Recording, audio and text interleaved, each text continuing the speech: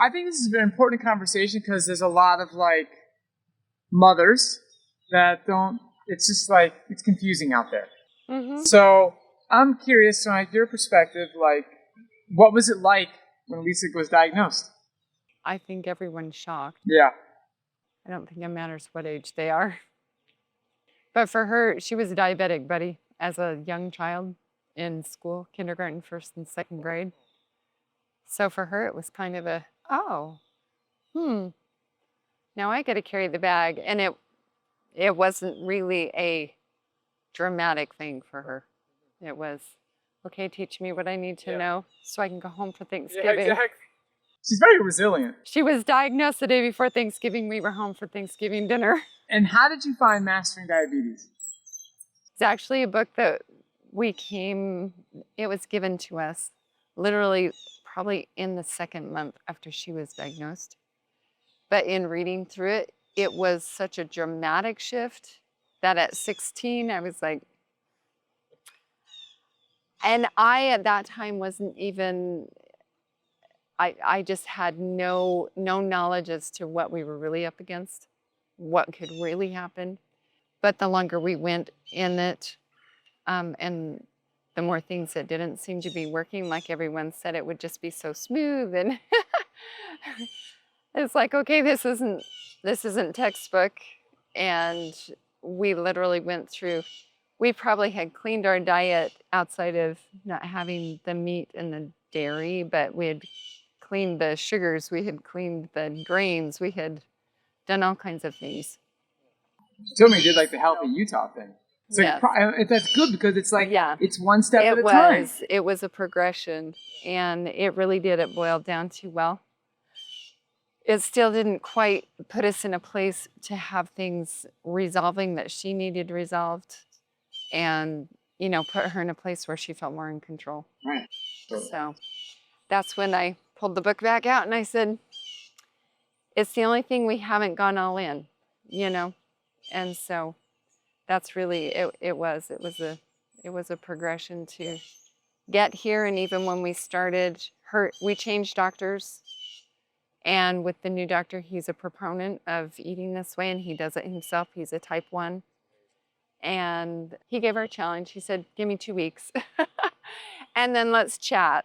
And literally, you know, that 2 weeks that was that big dramatic drop of insulin need and all of these things. And so then it was, well, Mom, I'm not quite to the give it all up yet. Mm-hmm. And so we made an agreement because I'm doing everything with her, so she didn't have to do it by herself. And so we went from a couple of times a week, we'd have meat. And then it was, okay, just on Sundays. And then it was before Thanksgiving even. And she just said, Mom, I think we're going to do it. We got to see if it will really do what they say it will do. So she's the one that chose. And because of that, I think really is the only reason why we are actually here. And what made you decide to come to the retreat? Because she has some goals. She wants to live. She wants to go and do and be the person she always thought she was. And in order for her at this, you know, pivotal age to do that, I'm a high believer in tools. If you can get the right tools on board, then you can manipulate them. You can do something with them. And then you can really apply them and use them in life. And if this is a life trajectory and really could follow her through so she can do everything she's dreamed of, worth it. Worth it.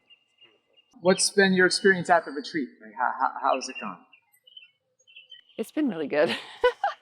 It's really good for me just to see other people, you know, because we live in this very small window. The closest one to us that has type 1, she had an entirely opposite experience than my daughter.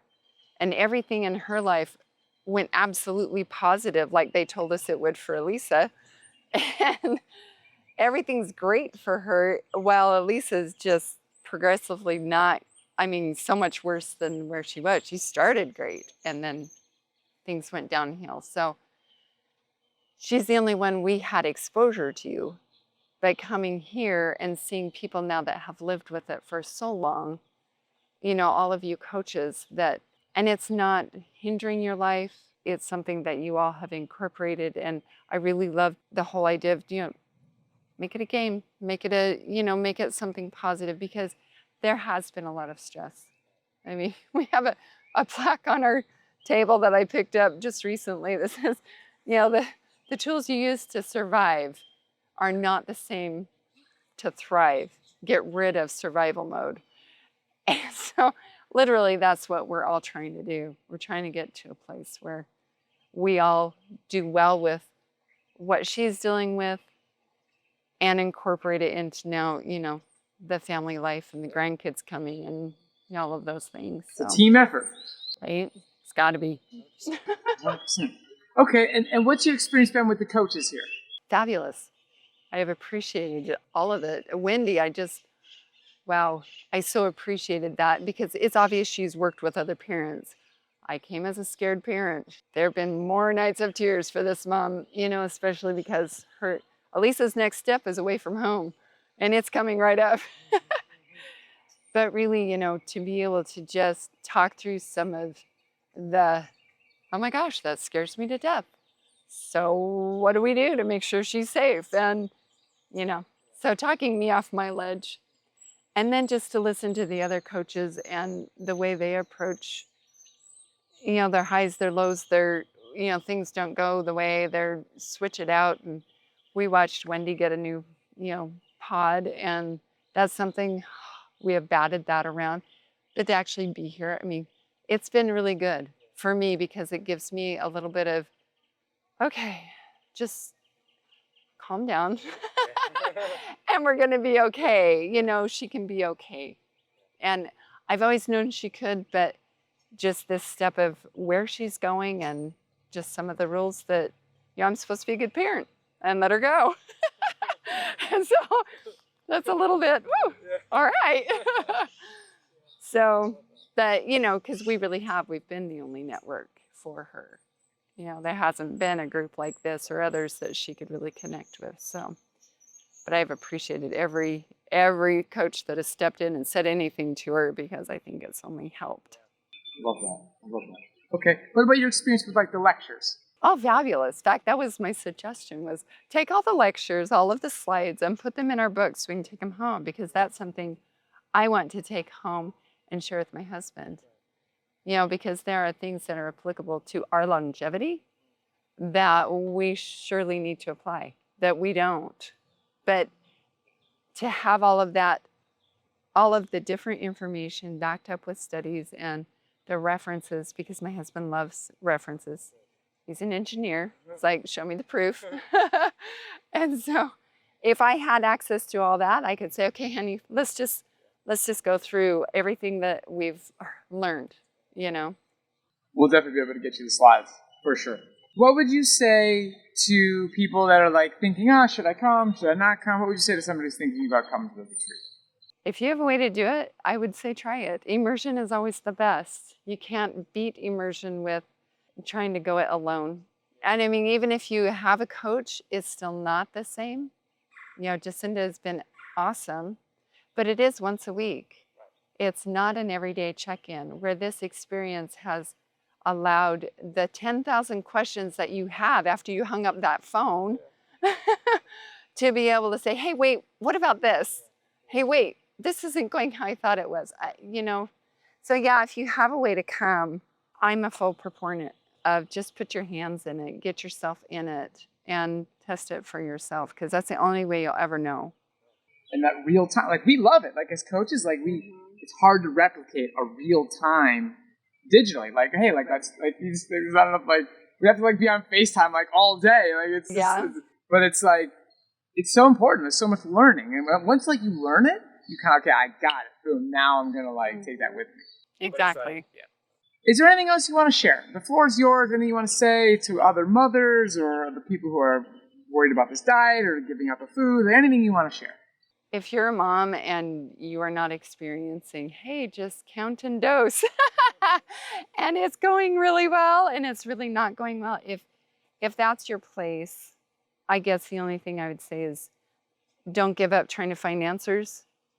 Because for Alisa, it was the first was all of this weight she gained, but then came, oh, we need a heart specialist because visceral fat started just packing in. And it's like, I'm not willing to give up my child to all of these things and all of the medicines they wanted to put her on. And it's like, no, she's got a life to live. So really, if you feel like you're just in a corner,